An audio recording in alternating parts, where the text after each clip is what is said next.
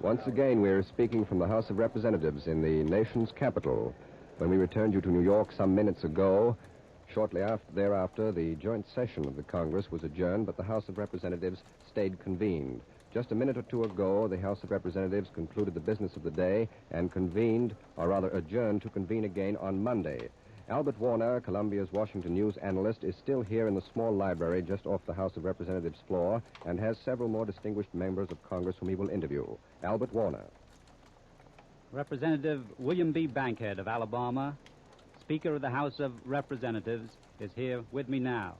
Speaker Bankhead presided with Vice President John Garner at the joint session which has just concluded. Speaker Bankhead, I wonder if you'll tell us a little about the session ahead. Well, I do not know, sir, that I'm in a position now to give a direct answer to your query as to something about what's going to take place in the session of Congress ahead of us.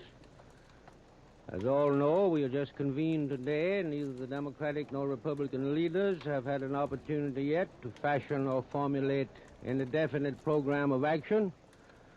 But I think that I'm justified in assuming that for quite a while at least, the Senate of the United States will be the center of attention as far as legislation is concerned, because, as you know, during the last session of the House, we passed through this body the Bloom Bill in modified form, and it's my information that the Senate committee will meet either tomorrow or Saturday to take up consideration of some form of that bill. I do not know how long it will be in committee, or when it comes out, how long it will be debated. That's a matter that's entirely to be determined by future developments. You, of course, have just listened to the address of the President of the United States. I'm very happy to say to you that he was received in the House of Representatives by great cordiality and tolerance and respect by both sides of the House, both the Democratic and Republican membership. And I was tremendously impressed with the apparent spirit pervading all members here that for the time at least, partisan politics should be adjourned, and that all of us, representing all political groups, should be unified in purpose and in spirit to do all that we can prudently by tolerance and moderation and sound judgment to preserve the peace of the United States and to prevent our being drawn into any war. You're going to be spoken to now by one of my dear friends on the Republican side, Congressman Ditter of Pennsylvania, who I am sure will enlarge somewhat upon the spirit of friendship and harmony as far as national unity is concerned, which I have just undertaken to express. I thank you. Thank you, Speaker Bankhead. As the Speaker has said, Representative Ditter of Pennsylvania, Chairman of the Republican Congressional Campaign Committee, and one of the minority leaders of the House, is with us now. Mr. Ditter? I read that, sir. We are at a fateful hour in the history of the American people. Every member of Congress is conscious of that fact. Our deliberations in this session of the Congress may determine whether we follow positively and aggressively the constructive pursuits of peace or allow ourselves to be drawn into the consuming inferno of war. Before such a challenge, affecting the destiny of 130 million people, all thought of partisanship gives way to the deepest impulses of patriotism. The heart of America cries aloud for peace. Only calm thinking and deep Americanism will enable us to see clearly through the bellowing fog of alien propaganda to the clear path of national interest. The greatest service, as I see it, that America can render to the world is to keep aglow the beacon light of liberal, constitutional government. That light is the hope, and the only hope, I might say, of the world today. At this time, we should support wholeheartedly the President's plea for a unity of purpose. And I feel that that unity of purpose can best be expressed in his own words when he said, and I quote, "Despite what happens in continents overseas, the United States of America shall and must remain. As long ago the father of our country prayed that it might remain, unentangled and free.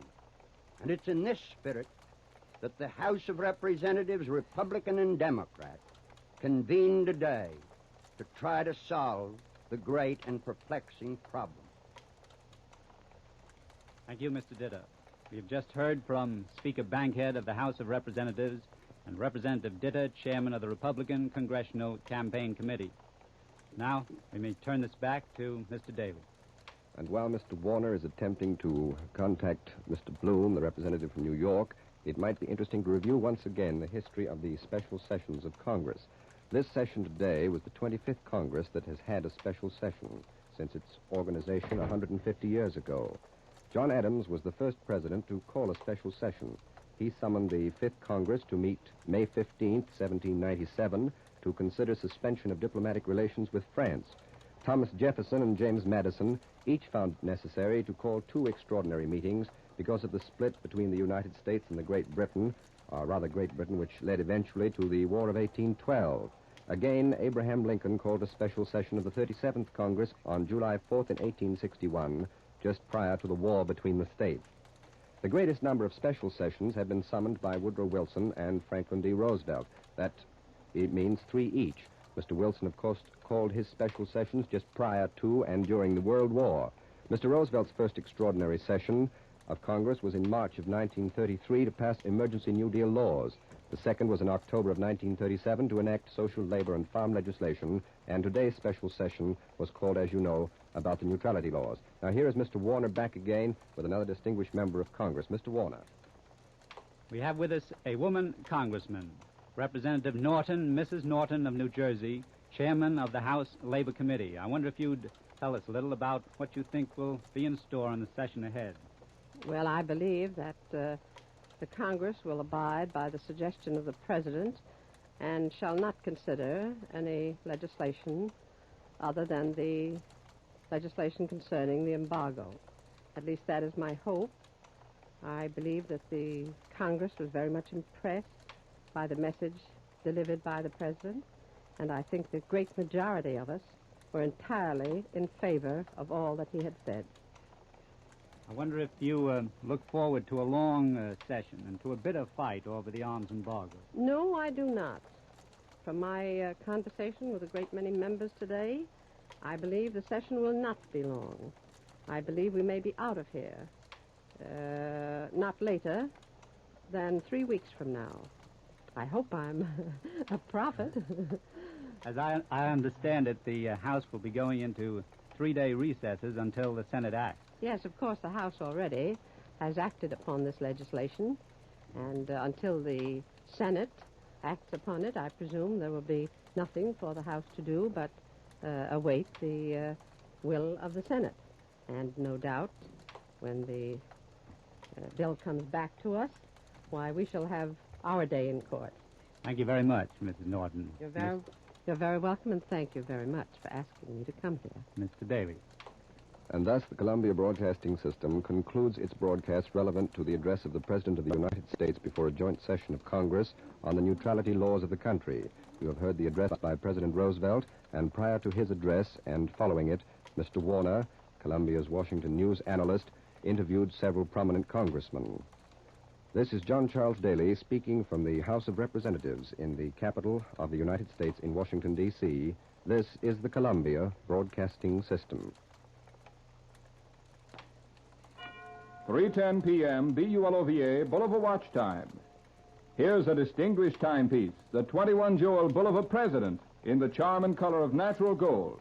Curved, streamlined, an exceptional value. The broadcast of the baseball game between the Washington Senators and the Cleveland Indians will begin this afternoon at 4 p.m. WJSV, Washington.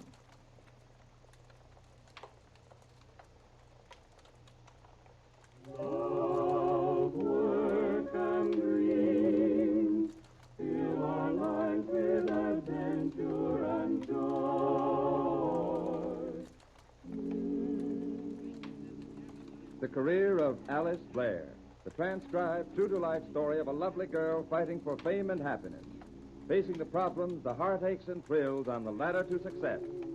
At this time every day, Monday through Friday, join Alice Blair in her fascinating career.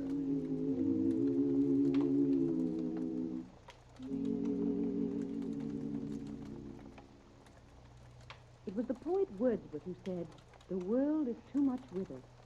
Late and soon, getting and spending, we lay waste our powers." And I'm afraid in many ways he was right, especially where we women are concerned. Our daily whirl of activities, the evenings we're out late, those busy mornings cleaning house, everything conspires to play havoc with our complexions. And goodness knows a woman's complexion is part and parcel of her natural charm. That's why it's so important to guard the skin by proper cleansing. I mean with a pure cold cream, Daggett and Ramsdell Perfect Cold Cream, because Daggett and Ramsdell Perfect Cold Cream removes dirt, dust, and makeup without robbing your skin of the natural oil. For your own fresh attractiveness, use it before you go to bed and then again in the morning. Ask at your drugstore or beauty counter for the big, generous 45-cent jar of Daggett and Ramsdell Perfect Cold Cream.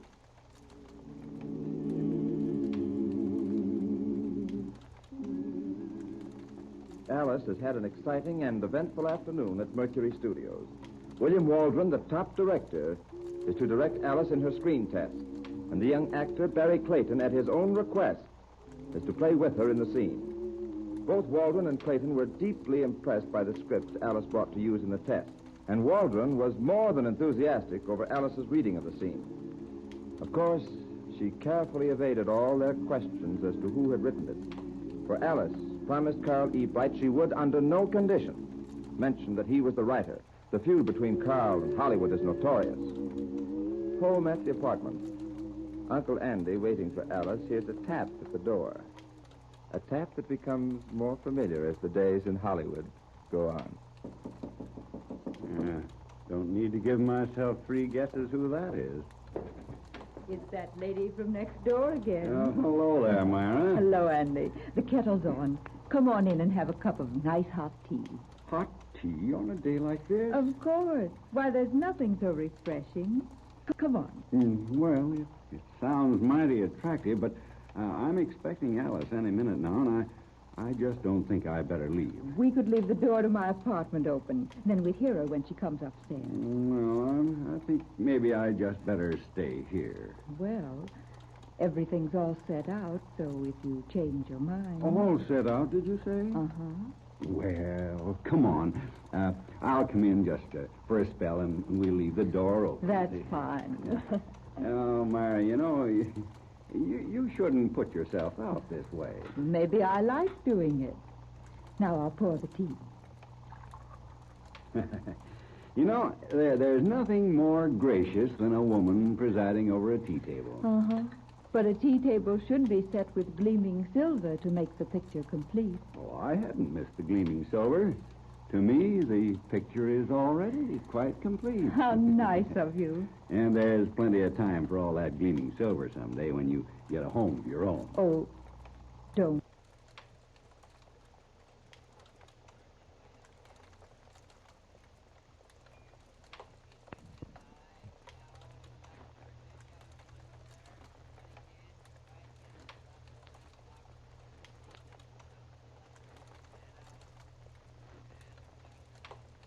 Please.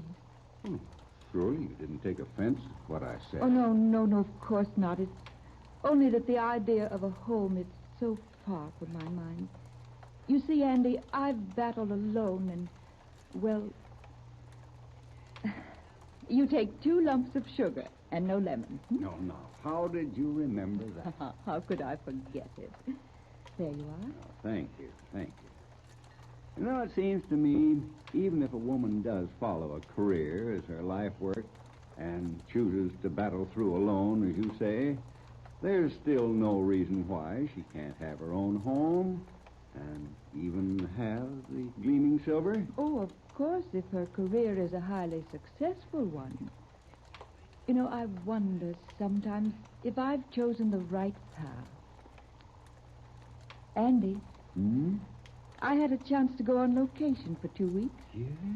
I'm not going because of you. Oh, now, see here, Mary. You can't let us interfere with your work like that. Can't I? Well, I just couldn't bear to go away for 2 weeks. You don't know what it's meant having you and Alice so close by. Well, for the first time, this little apartment has seemed like a real home to me. I never knew what I was missing before. It's been such fun asking you in for tea, running in and out, asking your advice. Oh, but, this will have to stop, Myra, if it's to interfere with your work. Well, is work everything? Oh, come on, let's not even think of it. I did it because I wanted to. Well, no, I don't like that one bit. Now, not another word about it, do you hear? We're going to have a lot of fun. We're going to be very, very giddy over the weekend. Oh, I have such wonderful plans. Andy, have you ever been to Venice? To Venice? Mm-hmm. Well, no, I should say I haven't. Would you like to go with me? Go to Venice, would you? Oh, you sweet thing. I don't mean to Venice, Italy. I mean Venice, California. Oh. You know, down by the beach. Oh, It's yeah. like Coney Island. Oh, well, that's a horse of a different color. Andy, you're too wonderful for words. Will you go with me? We'll have a rollicking time. Well, it sounds a bit giddy for a man of my age. A man of your age. When you get on a roller coaster, you'll forget there's such a thing as age. Me on a roller coaster? Oh, the very idea. Oh, that's just the way you talked about dancing the other night. And you turned out to be the best partner I ever had. Yeah, well, that's a bit different from a roller coaster. Oh, you old blasé New Yorker. Of course, I realize that Venice isn't nearly as big as your Coney Island, but things don't have to be big to be cozy, do they? Not at all. Your apartment, for instance. It would be such a lot of fun. Me on a roller coaster. Zooming through space. I don't know. I just don't take to those things. Oh, you never know how much you like a thing till you try. And I promise you won't fall out because I'd hang on, very, very tight. Well, I don't know. I may consider it after all. If I coaxed very, very hard? Well, and you say you would hang on very, very tight? Uh-huh. Well. Strayed or stolen, one uncle. Is he in here by any Oh, chance? hello there, Alice. Hello. Come on in. We left the door open so I'd hear you when you came. You mean so I'd hear you? Heard you laughing clear down the front hall. What's the big joke? Don't you dare tell. Oh, no, not in a million years. Have some tea, Alice. No, thanks. Oh, come on, Alice. You sit down and have a cup while you tell us all about what happened today. Let me pour it for you. Thanks, I really don't care for any. It's too hot. Oh, that's just a notion some folks have, that you get all steamed up over a hot drink. Hmm? Now, when you come right down to it, there's nothing more refreshing on a hot afternoon than a cup of hot tea. It cools you off much quicker than a cold drink does. Now, am I right, Myra? You absolutely are. Come on, Alice, join us. No, thanks, really. I have to start learning lines anyway. Have to be at the studio at the crack of dawn. Oh. Want to help me with the lines, Uncle Andy? Oh, wait till he has another cup of tea. Then I'll send him in. Oh, I think I've had all that's good for me. And it's been a very stimulating afternoon, Myra, especially the first part. The first part? Oh, you just wait. I'll show you what real stimulation is. It's a promise, remember? Oh, I'm remembering all right. Say, what are you two talking about anyway? What's the big mystery? Should we let her in on the secret, Myra? Don't you dare. No, can't let you in on it. No, sir, you're too young.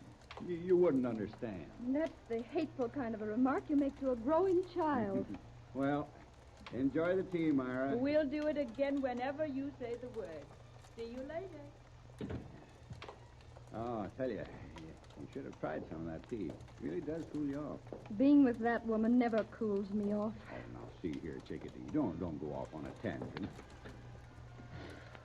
Gee, good to get home. No, I don't know why you rear up the way you do.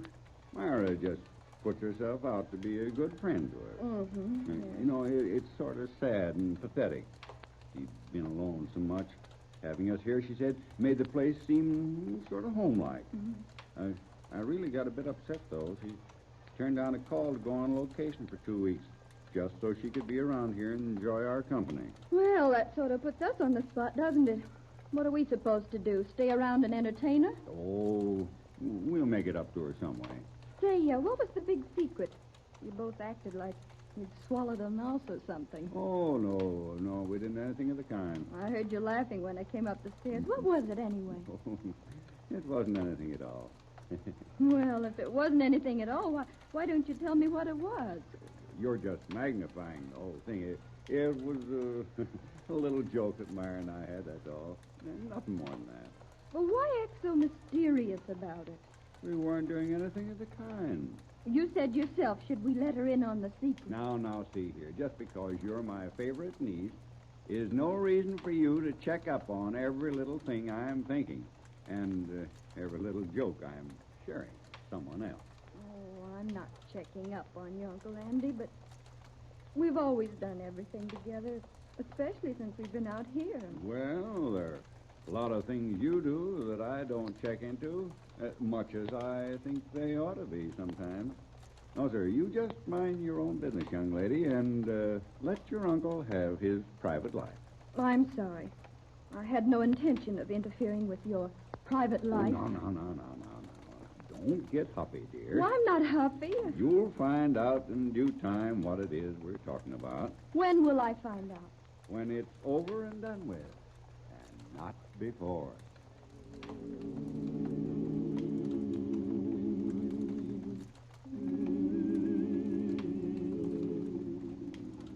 That innocent little remark is destined to lead to an awful lot of trouble.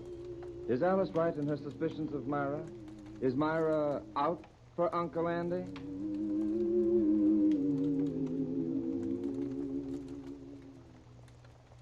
If there's one place on earth where a man looks like a bull in a china shop, that's a beauty parlor. But I was in just such a spot the other afternoon. You see, I had a date with a lovely creature, and because she was going to be late, she told me to meet her there. Did I feel silly and embarrassed? However, I did learn something.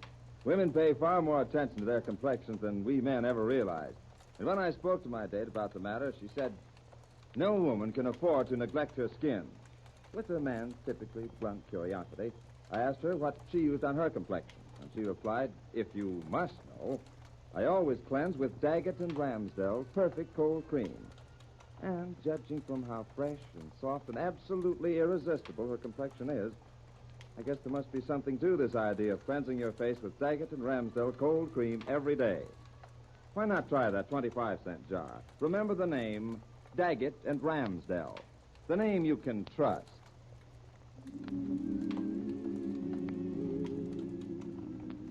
Is Uncle Andy interested in Myra?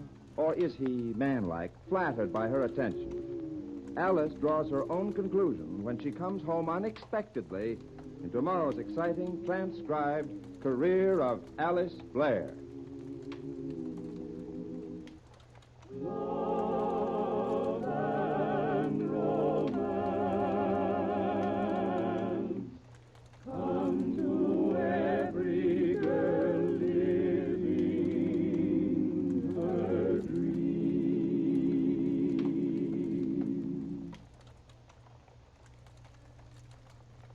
Are you faced with no more swimming for a while, no driving your car with the top down, no sitting out in the cool breezes to avoid the heat? These are the sad consequences of having a summer head cold. The summer variety of colds usually hits you in a very uncomfortable spot, the nose. Nothing is as mean or persistent as a stuffed-up nose. You can't stop a cold from running its course, but you don't have to put up with all the discomfort. You can do something about it. Just apply Mistol drops. They're great for relieving the discomforts of a summer head cold. Mistol drops coat the nasal passages with a gentle, soothing oil. Swelling is temporarily relieved. You can breathe easier. Get a bottle of Mistol drops today. And ask your doctor about Mistol drops with ephedrine. Remember, Mistol drops with ephedrine are green. Mistol drops without ephedrine are red. But don't accept substitutes. Be sure you get genuine, soothing Mistol drops. Available at all good drugstores. This is Columbia Station for the nation's capital. Because of the importance of President Roosevelt's address to Congress, the transcription of the talk will be broadcast over WJSV at 10:45 this evening. WJSV, Washington.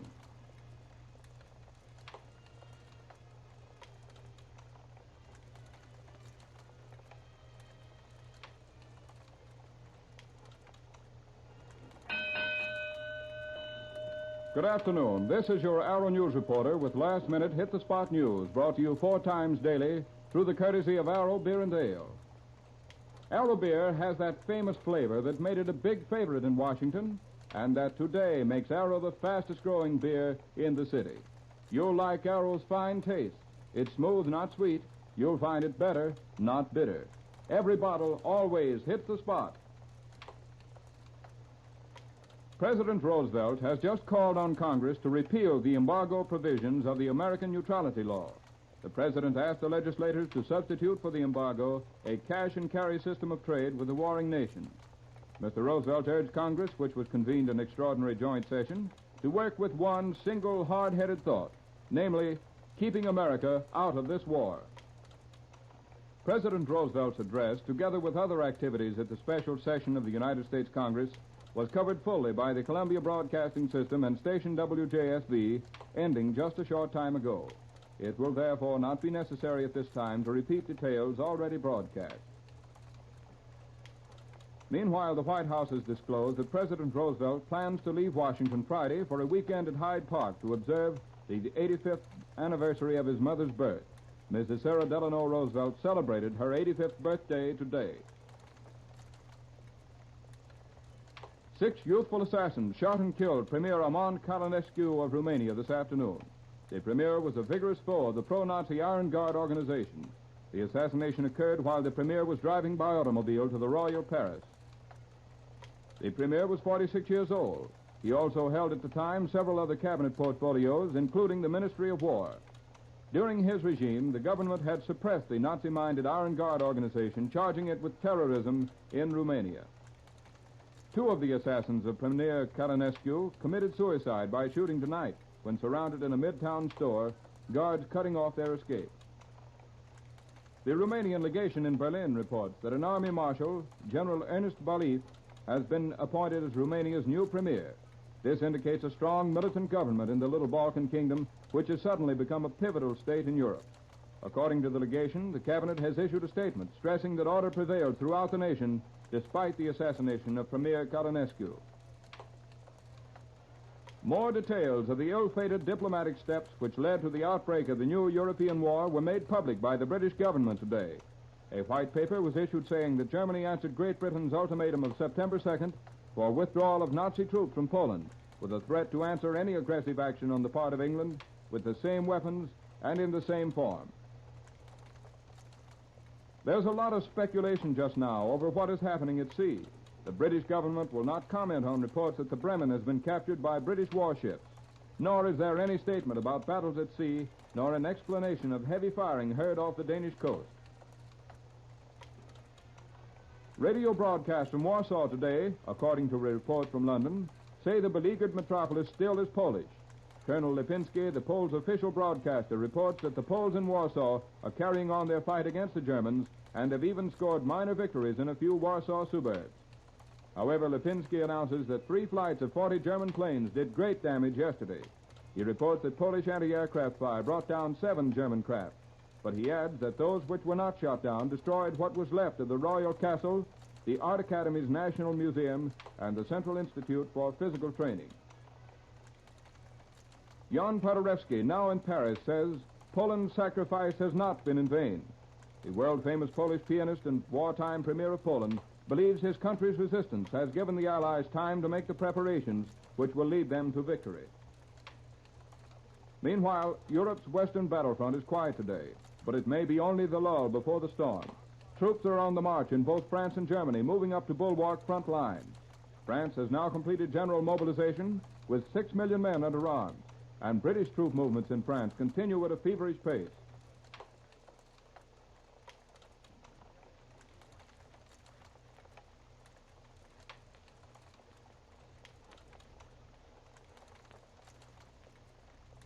Listen in again for the Arrow News Reporter, brought to you by the Globe Brewing Company, Baltimore, at 5:30 this afternoon. Remember, when you order beer, be sure to ask for Arrow, the beer with the famous flavor. Joe King speaking. This is Columbia Station for the nation's capital. WJSV, Washington.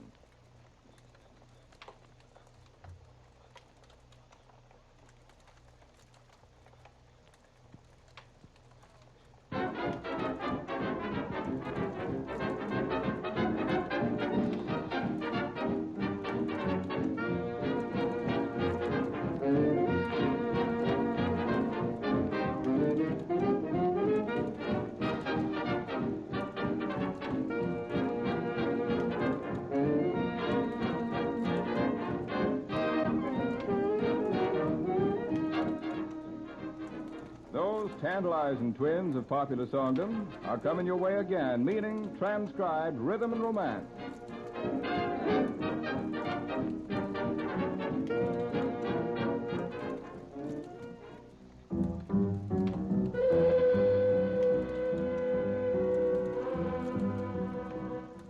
Speaking of romance, here it is in the person of lovely Marion Forbes singing with Freddie Monroe's music, The Lamp is Low.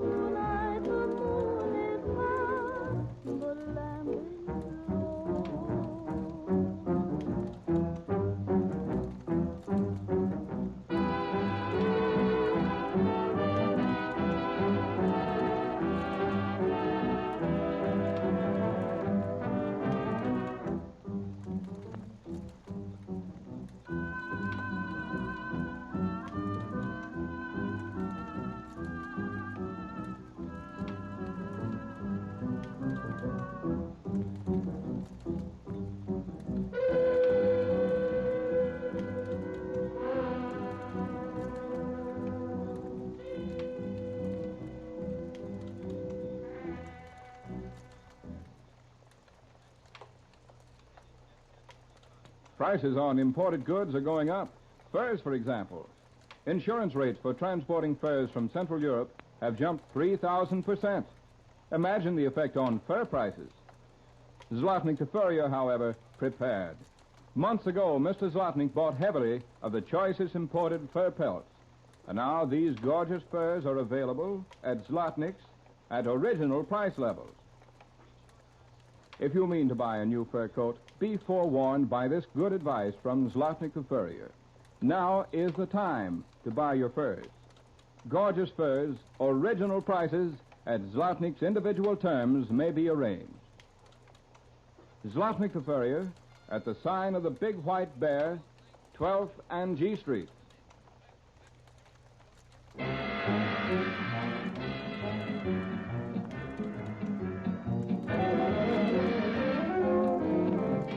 Rhythm, yeah, man. Swamp Fire.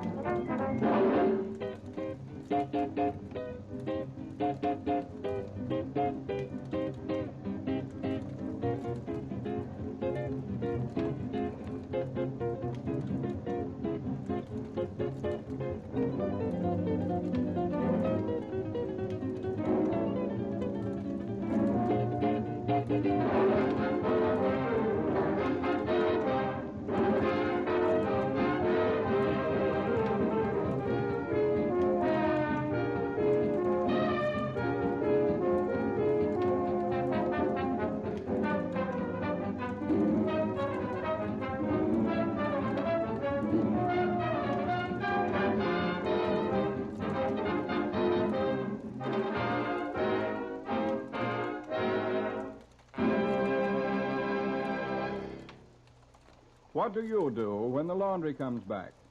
Absolutely nothing when you use Manhattan's famous Manhattan service. Everything is beautifully hand-finished, even including men's shirts ready to use. Expensive? Oh, not at all. For Manhattan has reduced the price of the deluxe, completely hand-finished Manhattan service to only $1.59 for 9 pounds. Formerly it cost, $1.79. Your things are separated by color and type and washed by Manhattan's net bag method. All flat work is ironed and mended. Napkins, tablecloths, guest towels are sized to give proper body. Wearing apparel is starched if desired, mended, buttons sewed on, carefully finished by hand. Bath towels are fluff-dried, too, and socks neatly darned. Telephone DuPont 1111 for a Manhattan route man. Remember that number, DuPont 1111.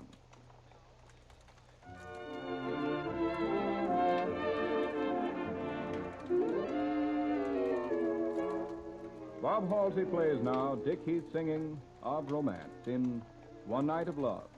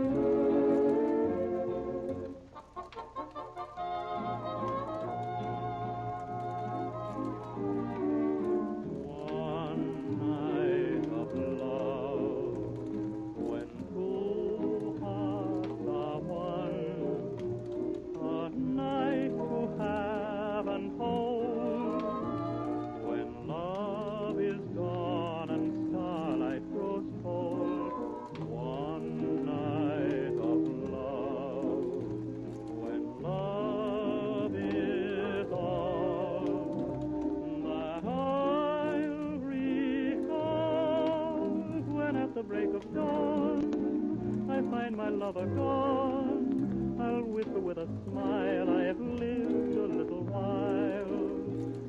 I've known one night of love.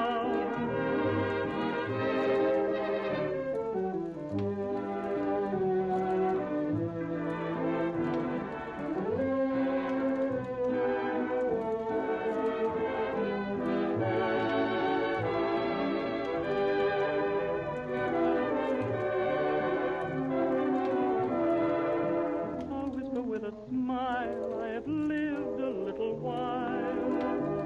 I have known one night of love.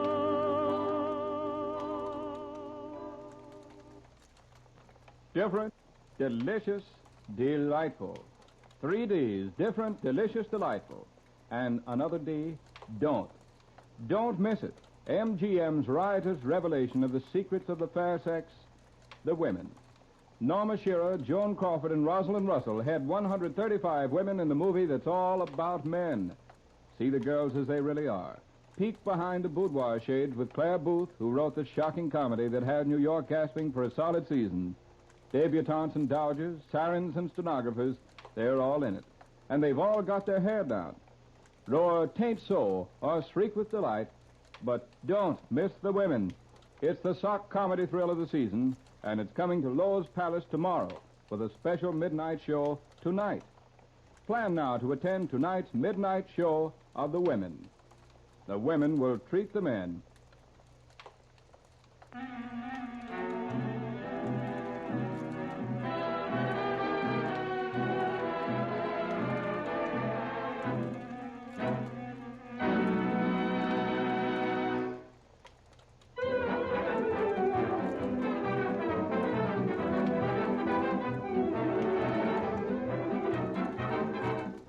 It's Dick Halsey's orchestra, it's classical, and it's swing.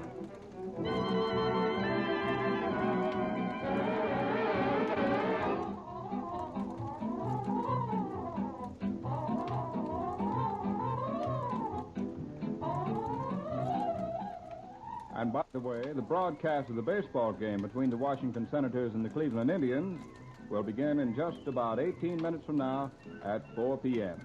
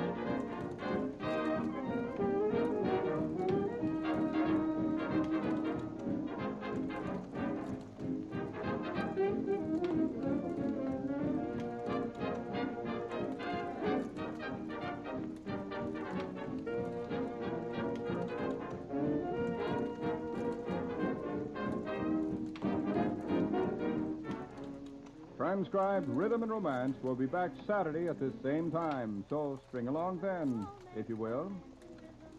And tomorrow we'll present Hits and Encores. Joe King speaking. This is Columbia Station for the nation's capital. Romance, romance, rhythm, and inconceivable pain that gave our budding affair.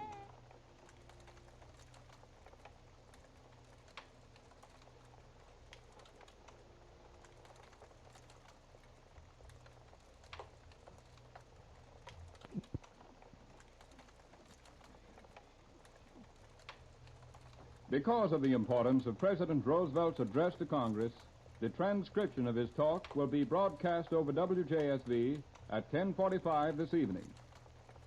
WJSV, Washington. The following broadcast is electrically transcribed.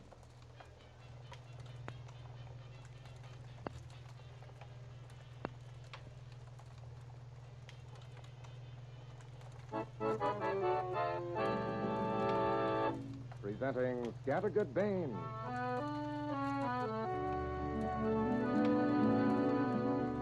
Scattergood Baines is brought to you by the Wrigley Company and the merchants who display and sell Wrigley's Spearmint Chewing Gum. To have a smile that people admire, you must have bright, good-looking teeth. And that's one reason you ought to chew delicious Wrigley's Spearmint Gum regularly every day.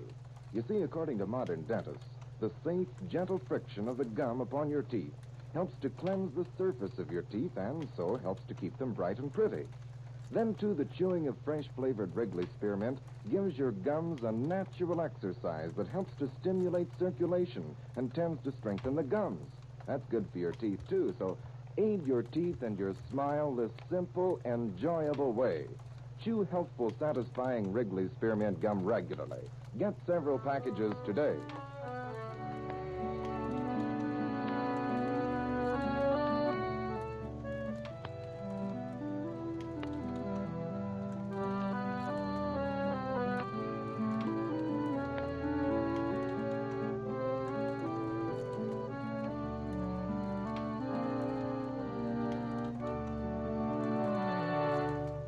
And now we continue the story of Scattergood Baines.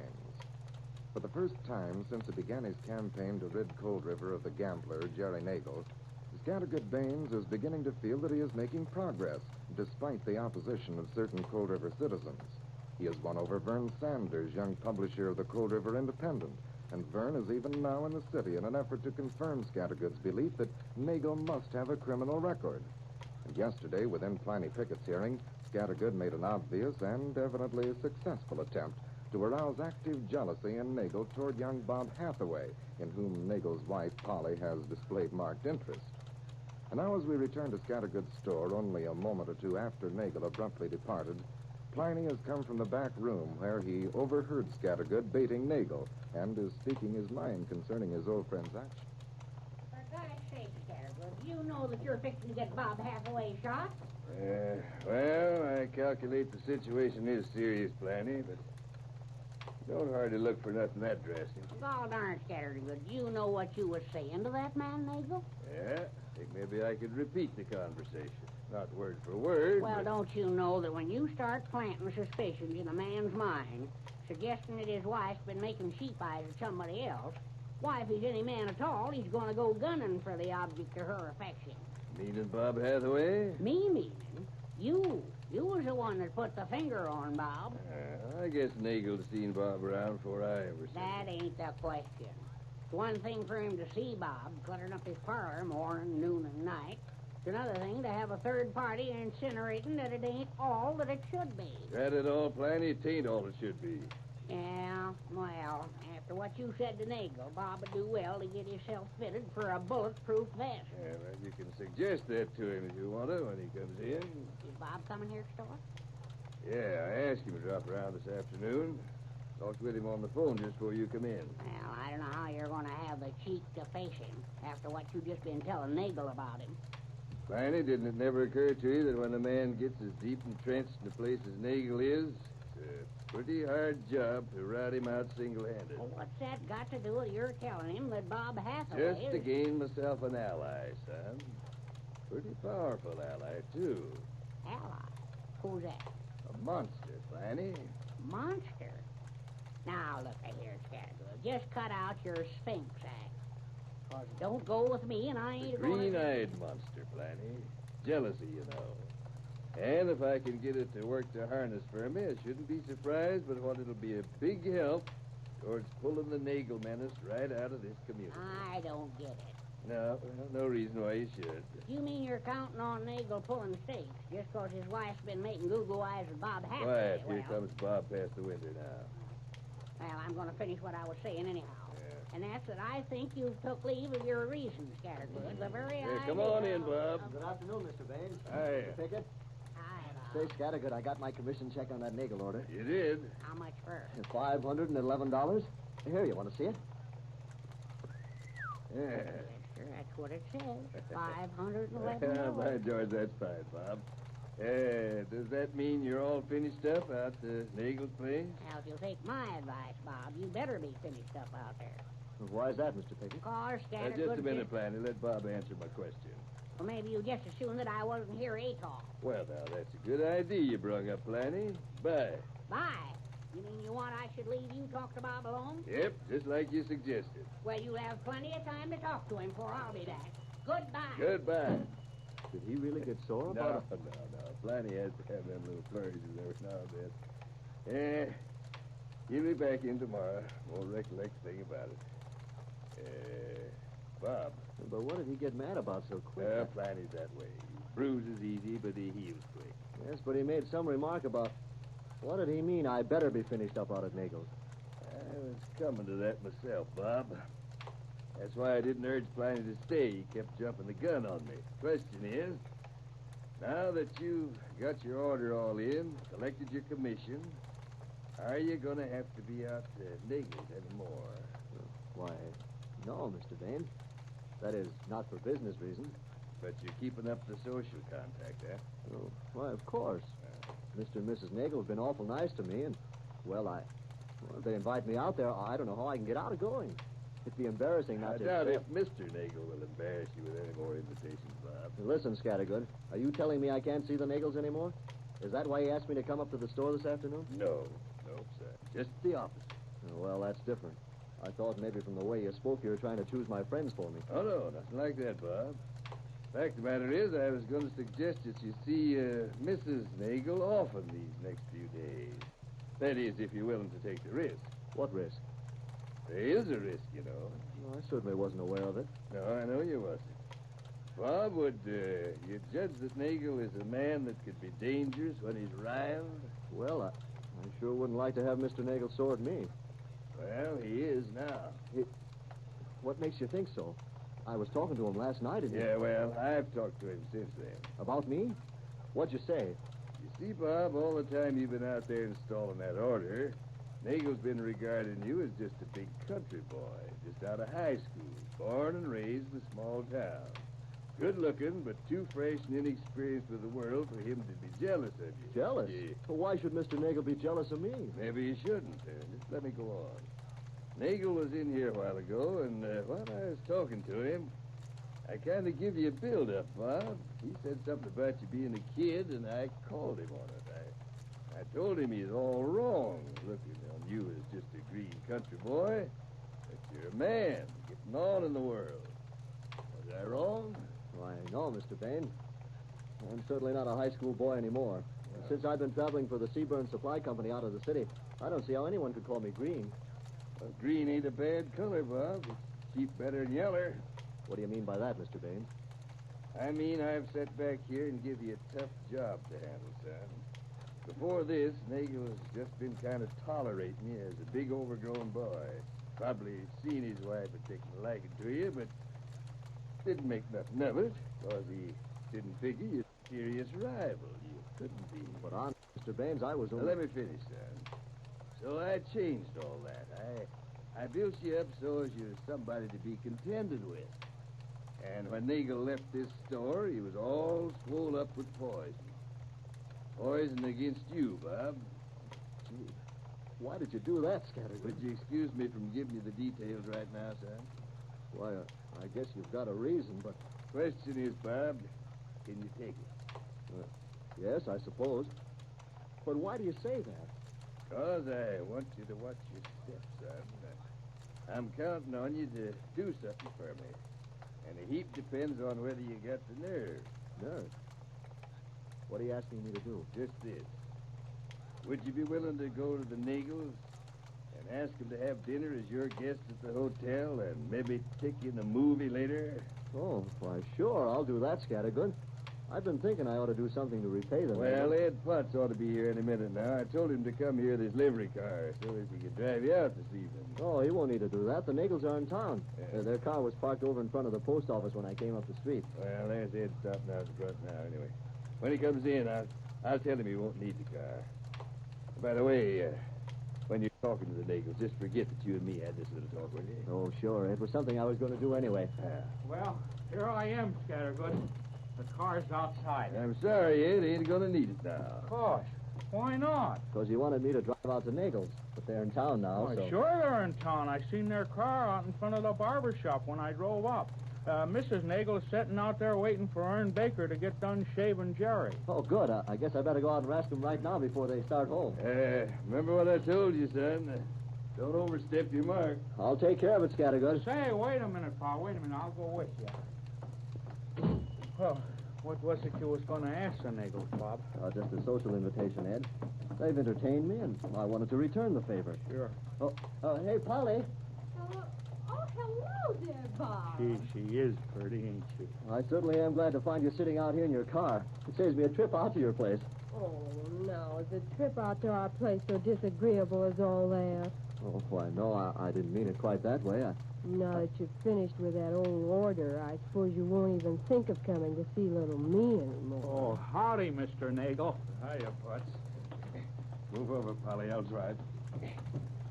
What are you doing here, Hathaway? Why, Mr. Nagel, I was wondering if you and Mrs. Nagel, you've been so nice to entertain me, I just thought maybe you and Mrs. Nagel would be willing to be my guests for dinner some night over at the hotel. And then maybe we could take in a movie later. Oh, grand. That'd be simply wonderful, Bob. Listen, bright boy, you ain't as dumb as you act. You know that my business won't let me get away any night. Well, I could go, couldn't I, Jerry? Why, yes, of course, if you... I mean, I'd be glad to take Mrs. Nagel. Yeah? So you would, so what? Listen to me, you overgrown hick. If I catch you so much as speaking to Mrs. Nagel here again, I'm gonna mash your puss in, see? But, Mr. Nagel, let me explain, please. Jerry Nagel, you...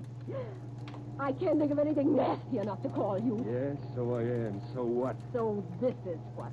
This is one time you went too far, and I'll get even with you.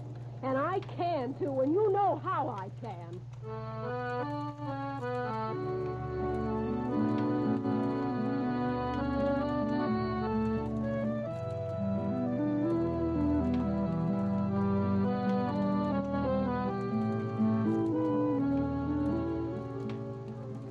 And now, before we leave you, here's Scattergood Baines to talk to you. Thank you, son. I just happened to think. People always get along much better when they swear by and not at each other. And did you ever notice how much easier it is to get along with folks instead of worrying and fretting about how to get even with them? You know, a body just can't be mean and happy at the same time. And more than an orange can be sweet and sour.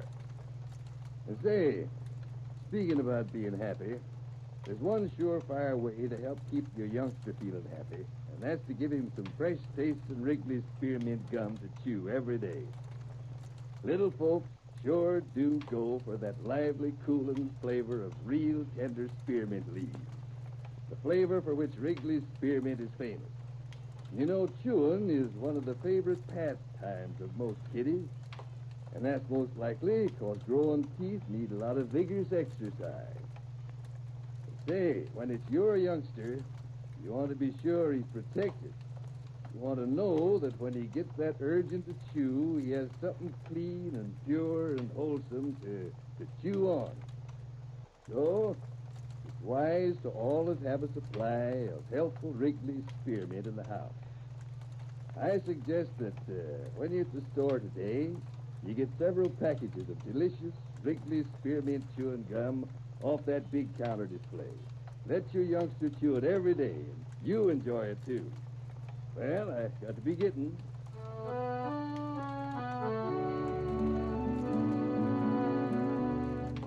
See you tomorrow. Bye.